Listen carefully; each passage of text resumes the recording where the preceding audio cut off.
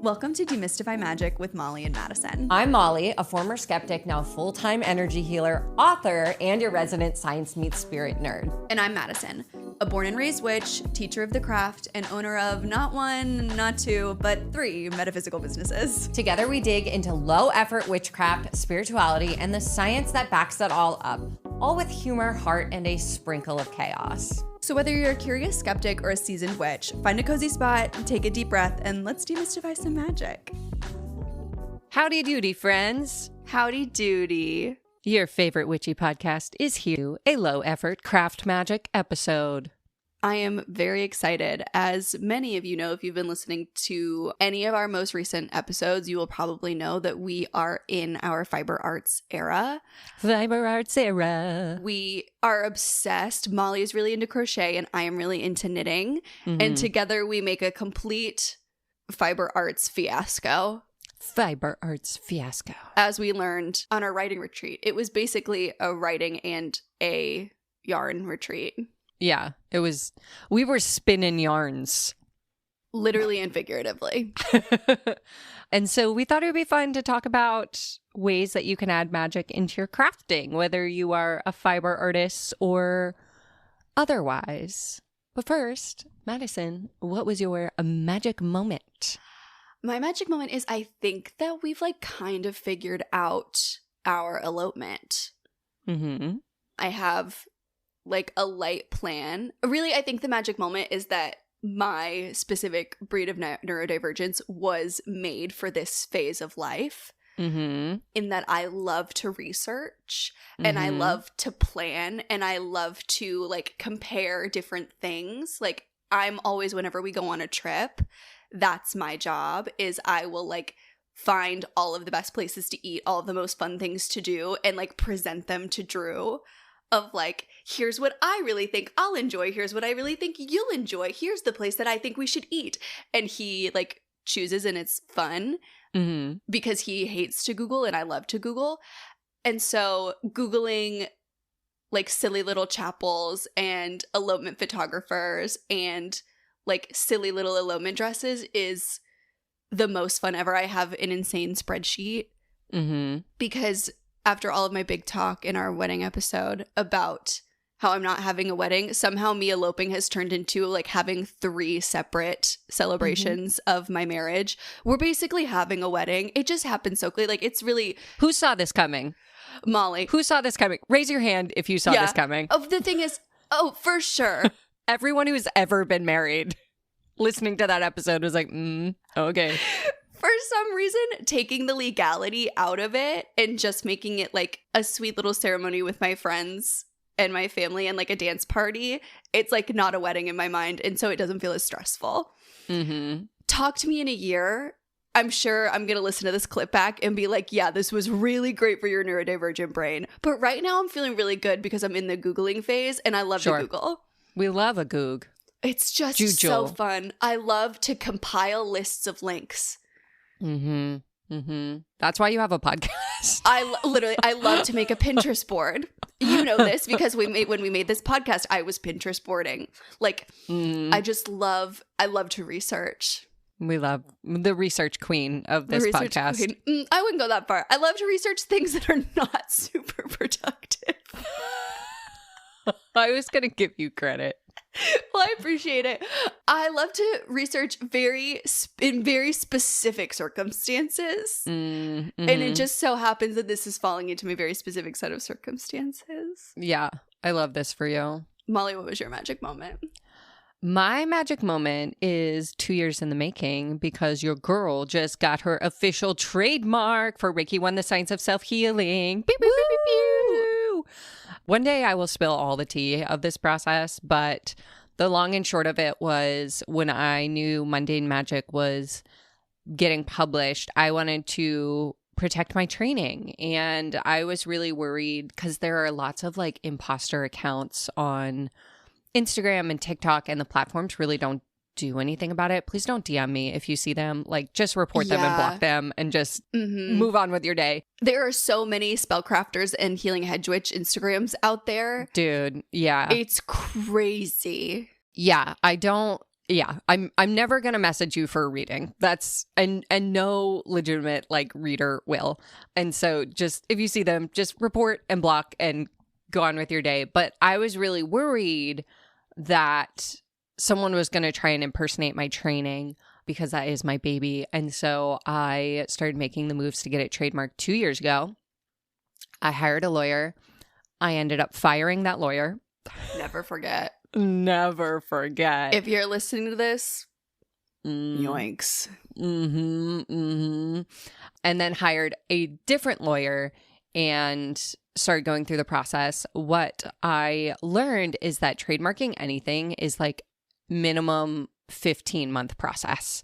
And so for 15 months, I have basically like paid what felt like at the time an assload of money, went through all of this effort, and then you just sit and you wait and you just let the fates decide, basically. And so it had gotten to the point where I had almost forgotten that I had started this process. Yeah. And all of a sudden I got an email from my lawyer and she's like, "You've been approved. You can now use the little R with the circle around it." I was like, yes. Yes. Oh, that R. But it feels very exciting. It was like, I did a lot of like energetic protection at that time for like different parts of like myself and my business and my book and everything. And so it just felt like this really tangible form of protection magic. And now I have a trademark and now I feel so legit and so cool. So Reiki 1, the science of self-healing, you'll only find it here. Beep, That's beep, so beep, exciting. Beep. Yeah, it was very fun. And now I'm like, I want to trademark everything. I fully understand why Taylor Swift trademarks everything, because the rush of being able to say, I'm like, I'm waiting for one of those imposters to post about my training. I'm waiting because I'm taking them down so fucking fast. Hell yeah. Now I'm like, should I trademark my name? Should I trademark the podcast? Should I trademark everything? Should I trademark my dog's names? Like, I get it, Taylor. I get it. And if I had your money, I also would trademark everything on the fucking planet that related to me. So, question. What will happen? Like, so say one of those fake accounts pops up and is trying to sell a fake Reiki training. Does it make Instagram take it more seriously because you have a trademark? Okay, so it's not like you have to send your lawyer every time. No, I literally just send the certificate to Instagram. Cool. Because now it's a trademark takedown. It's not a impersonation takedown. Yeah. And so it's the same with like copywriting. So I remember when in 2021, when my account on TikTok first popped off, I had a video go super, super viral, and I had fake accounts like taking my video and selling their product using it, like running ads with it. Yeah. And TikTok wouldn't take it down as a copyright strike because I didn't have documentation that I owned the content, which is bananas. Yeah. Like, you would think that you would have to provide proof, like that the other party would have to provide proof that they own the content, like that there was some sort of contract with you. Like, it's your fucking face. Yeah, but I didn't have legal documentation that I owned my name and likeness. And so because I have a trademark on this product, basically if someone uses the name of my product, I can use that piece of paper to protect my trademark. And now it becomes like, basically I legally own that name. Yeah, that's so exciting. Yeah, so that's it. Try and take me down, impersonators. Try it. Yeah. Yeah.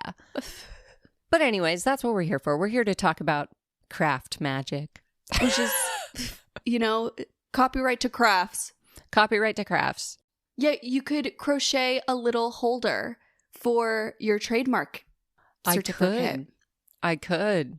I really could. See, we're so good at segues. I could do a crochet of the name of my training, and guess what? No one else can do that. Or Molly's coming. She's going to get the crackdown. I'm coming. Litigious. I'm entering my litigious era. I was just about to say that. I was like, we were racing to that one. So craft magic. I thought it'd be fun to talk about the science of crafting as ritual. Yeah. I'm excited. I feel like we haven't had a big geek out session on this podcast in a while, and I was hankering for one. So I know we've talked about in the past, we have an episode on ADHD meditation tips. And I remember talking about getting into that flow state when playing games like Candy Crush, and wanted to talk about how that works for crafting. Specifically, the research around getting into flow state, which is basically that state where you're just like in the zone. You are like present. You could keep going forever. The brain is quiet. It's honestly like what I've learned through crochet is if I am worried about anything, whether it's a big worry, a small worry, a rumination, if I start crocheting within an hour, that worry no longer takes up space in my brain. Is that the same for you with knitting? Yeah, I think for me, I find it to be a very helpful processing tool. Mm-hmm. Yeah. And I want to like clarify, we're talking about our current hyperfixation crafts within the context of this episode. Replace, whenever we say crochet or knit, replace it with your preferred craft of choice. Like, yes. If you like to draw, if you like to junk journal, if you like to make little daisy chains, like whatever it is, the same principles kind of apply. Totally. I do also have to say, while you were talking, I thought of the best name for a yarn store. Tell me. This is a knitting reference.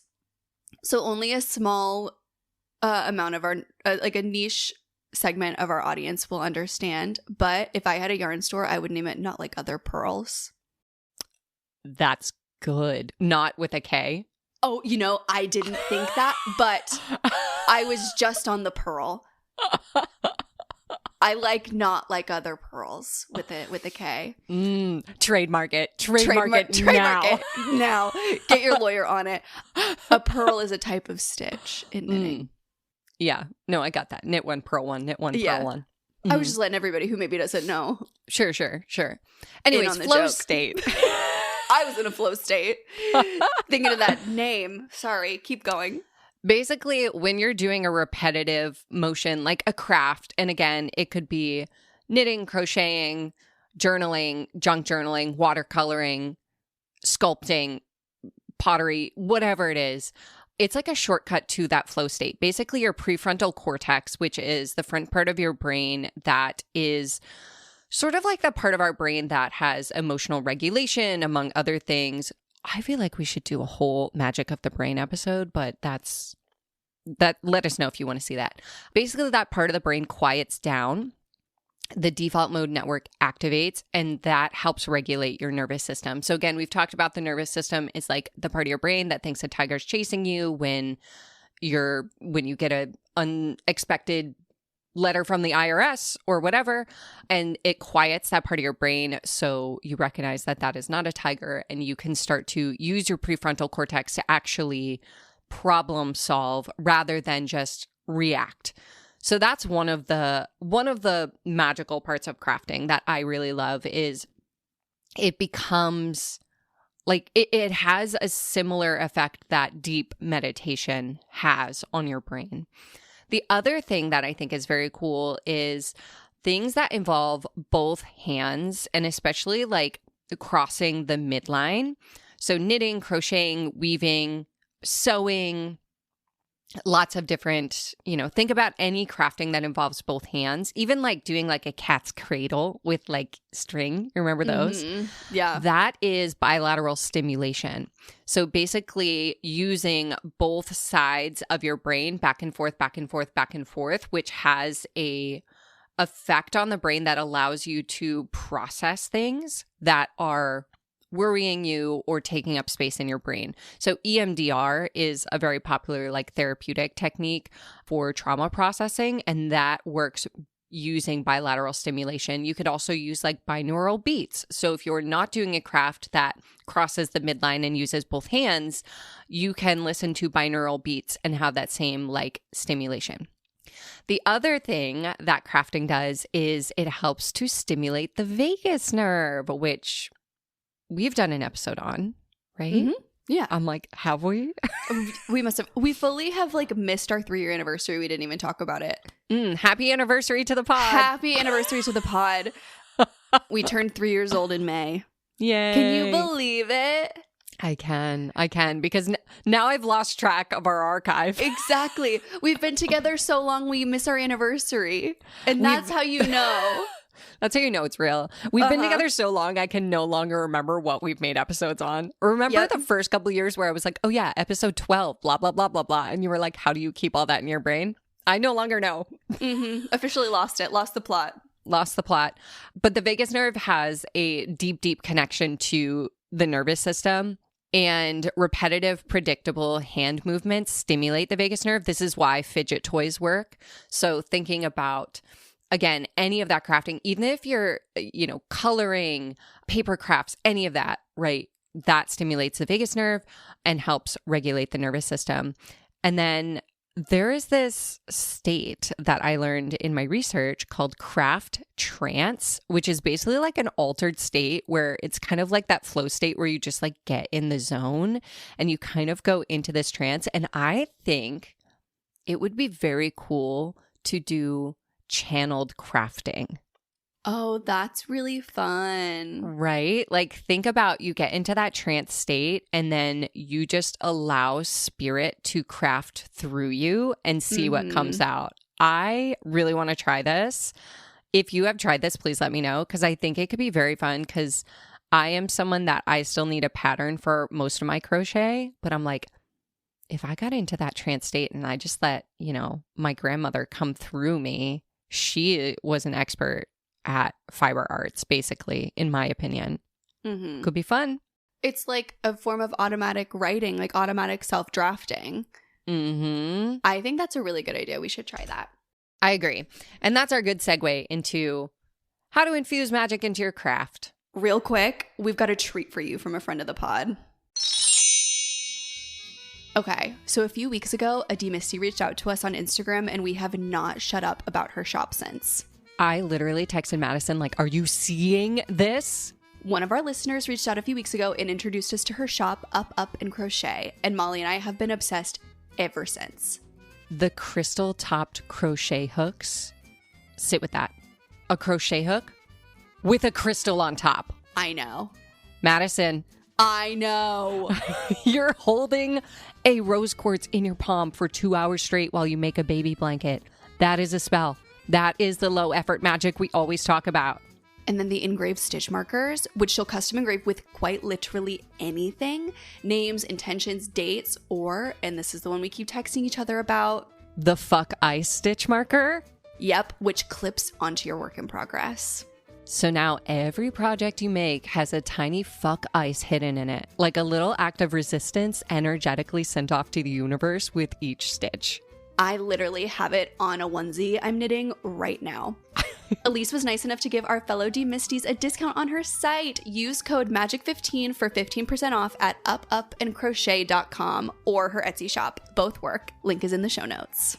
Support a Misty, bewitch your yarn, clip a tiny fuck ice into a hat, use MAGIC15 for 15% off now at Up and Crochet. We're obsessed. Thanks for sponsoring this episode of Demystify Magic. Yay! And we're back. That's what I love so much about specifically fiber arts and specifically knitting is that, one, it's been really good for my brain to have something that is like slow, Yeah. As our brains have been like so taken over by instant gratification, yeah, it's been really good for my attention span to focus on something that I know will take a long time to work up.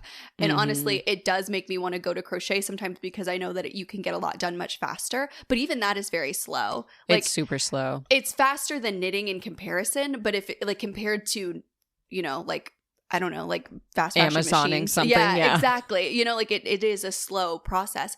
But because it takes so long, you can literally like feed your intention into every stitch that you make. And so it's super easy. Like when I start a project, I just give this piece, this finished piece that I'm working towards, an intention. And so I can like name what I'm working on energetically. If I'm making a blanket, I want this blanket to be infused with the feeling of peace and rest.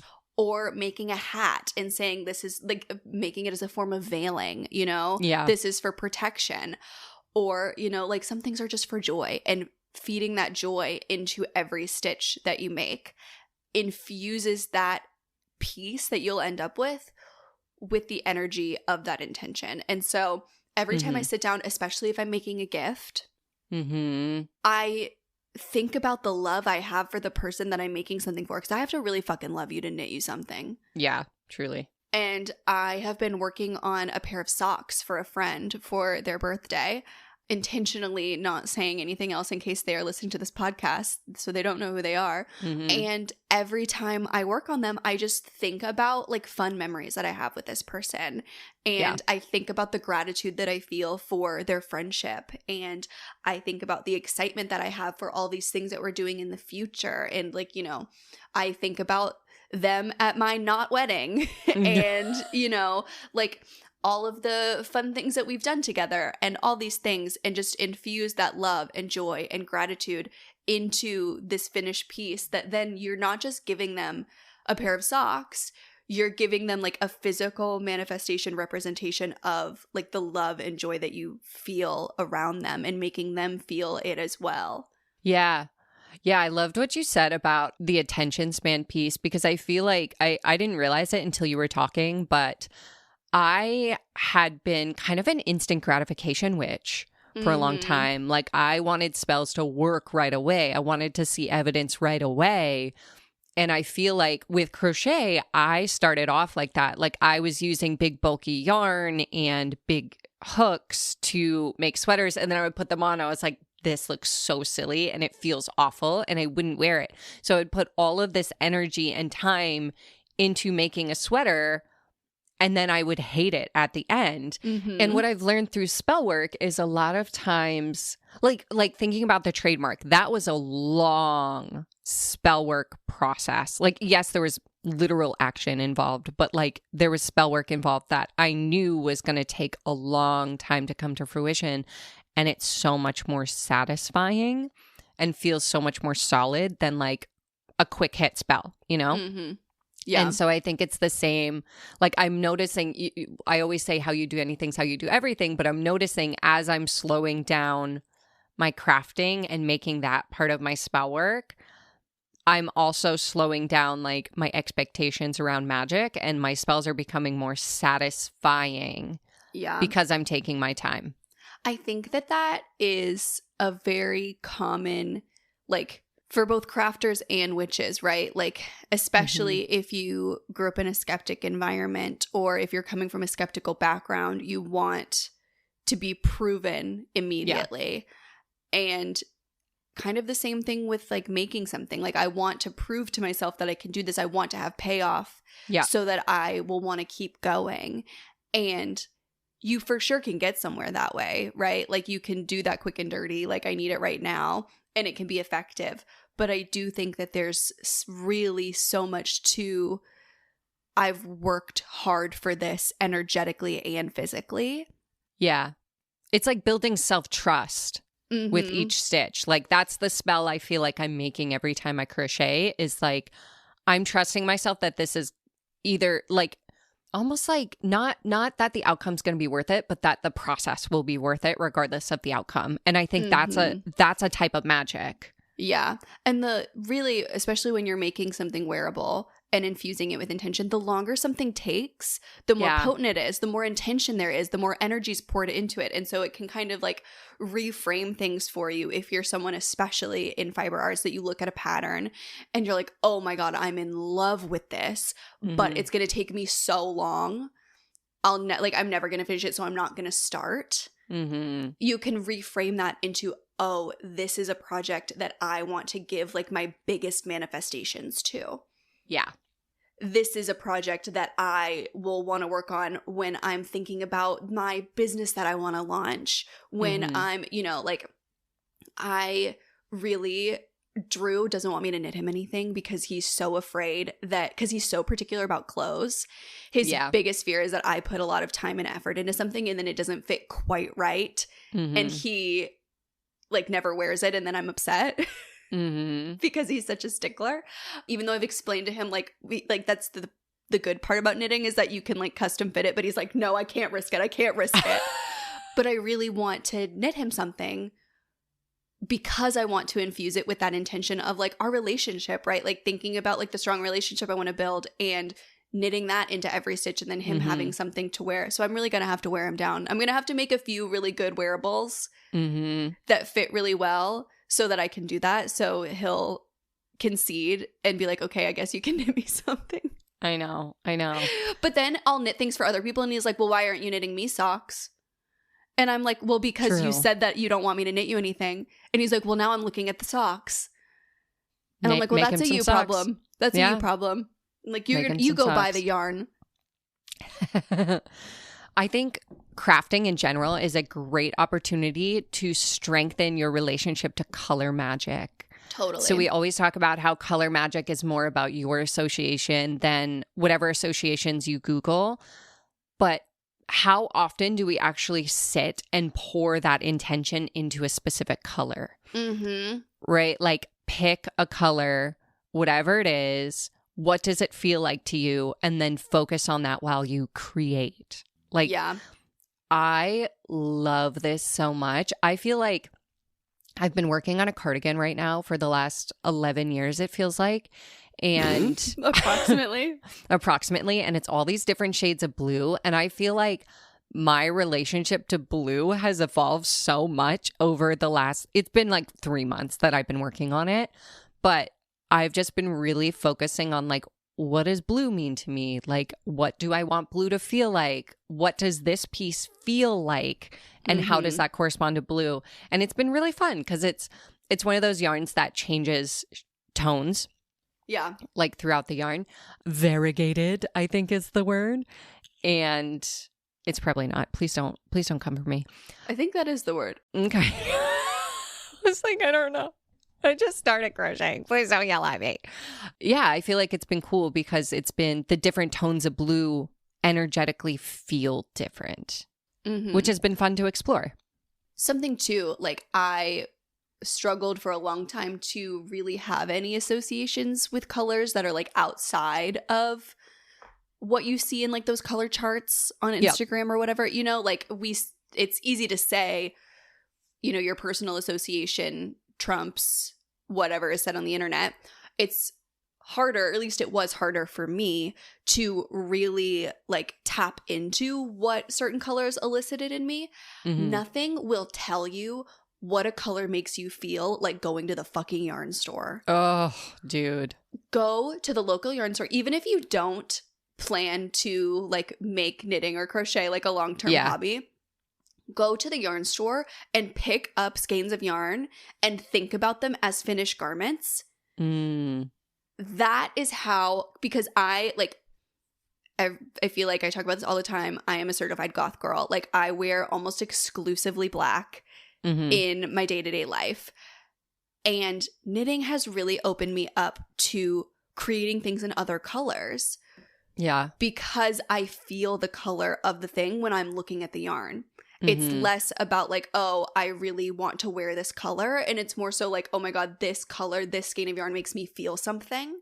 Yeah. I want to make that thing. And so I made a green tank top, you guys. She's made multiple green things. My sweater was green. I do love green. That's like my other color. She's wearing a green shirt in a green room. I am surrounded by green crystals. Yep. That is true. I do love green. So like that's a little bit different, but I have this like bright blue yarn. I bought this like really bright yellow yarn. Things that I would never ever have thought that I would wear. Yeah. My relationship with that color is what has like opened up my wardrobe in a weird way. Yeah, it's been really interesting. I also think too, even if you're not a fiber artist, like you could do this with paints. You could do this with scrapbooking paper, you know, like whatever colors are a part of your crafting. Beads. Oh, friendship bracelets. I love a friendship bracelet. That's been my favorite part about being on book tours. Like sometimes people will bring me a friendship bracelet and I'm just like, oh, I love them. And then I think also when you're finishing a project, especially if it's a gift or something that you've poured intention into, creating some form of ritual to celebrate the finishing of it. So maybe it's, doing a deep breath. Maybe it's setting it on your altar for a day and just celebrating it. Maybe it's getting yourself a little treat.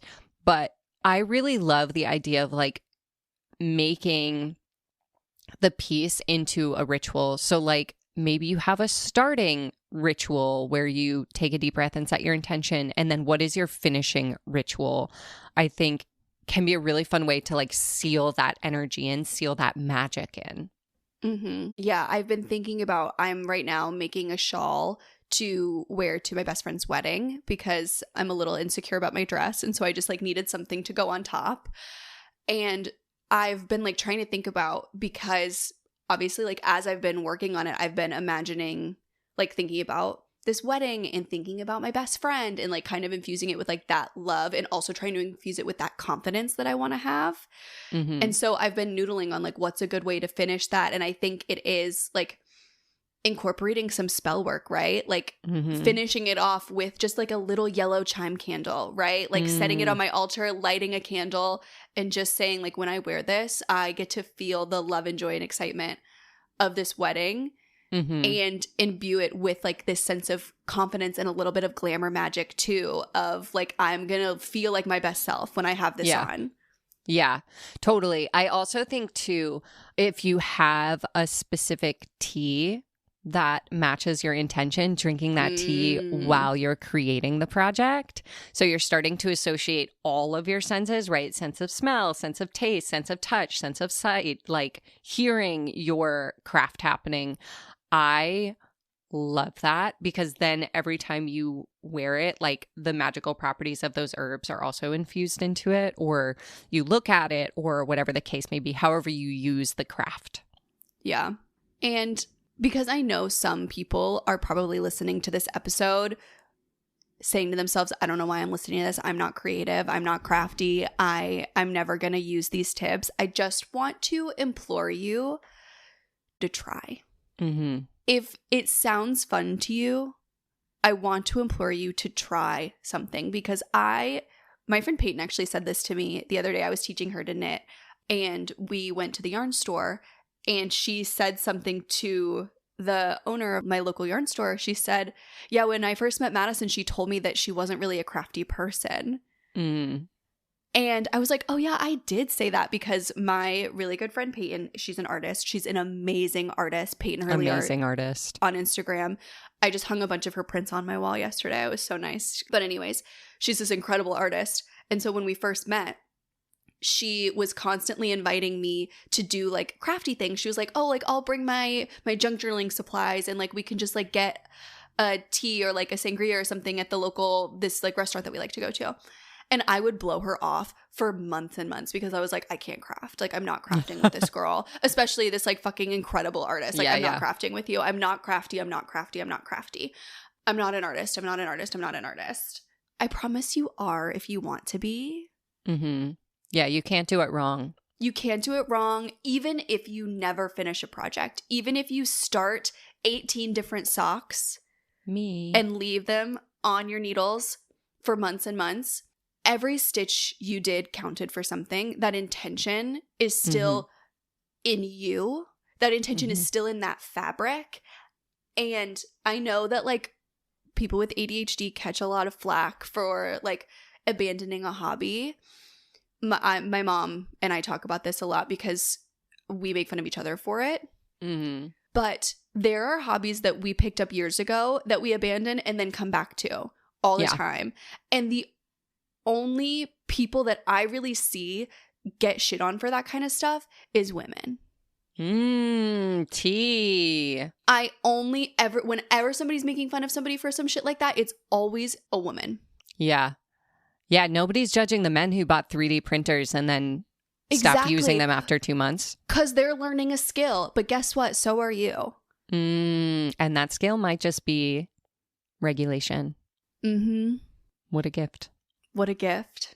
And so if that's something that feels like if you feel drawn to any kind of crafting, any kind of craft magic, release the desire to be perfect. Mm-hmm. And just like let it be fun. Just try. Yeah.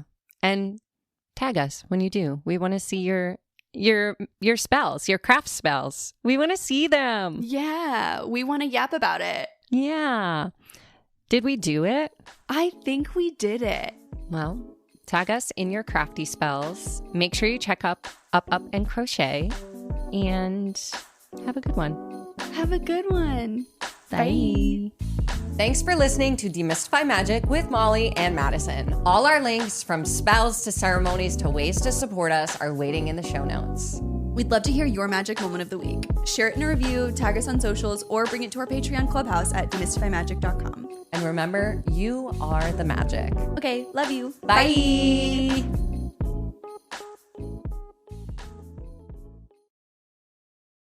Ryan Reynolds here from Mint Mobile with a message for everyone paying big wireless way too much.